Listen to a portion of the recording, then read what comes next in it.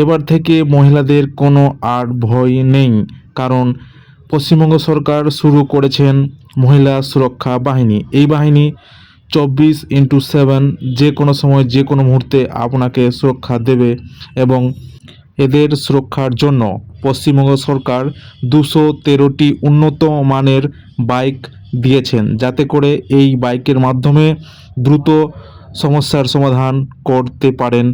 এই মহিলা সুরক্ষা বাহিনী একটি উন্নত মানের প্রশিক্ষিত পুলিশ কর্মীরাই থাকবেন মহিলা সুরক্ষার জন্য। এরা খুব বুদ্ধিমান এবং প্রশিক্ষিত মহিলা কনস্টেবল।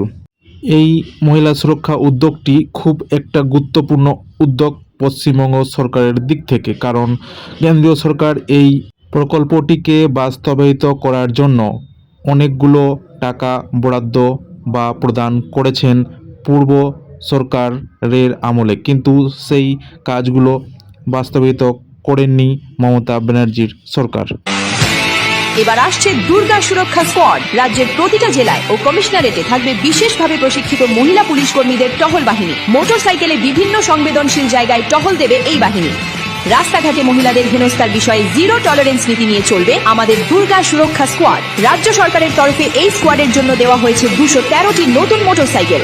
রাজ্যের 500টি থানায় এবার থেকে এই সুরক্ষা বাহিনী পরিষেবা দেবে কঠোরভাবে এবং পশ্চিমবঙ্গকে উন্নত মানের এক রাজ্যে পরিণত করবে বলে আশা করা হচ্ছে। তবে খবরটা শুনে আপনি কীরকম অনুভব করলেন, বা আপনি কি বলতে চাইছেন, বা কি করলে আরও উন্নত হবে, সেই কথাগুলো অবশ্যই জানাবেন।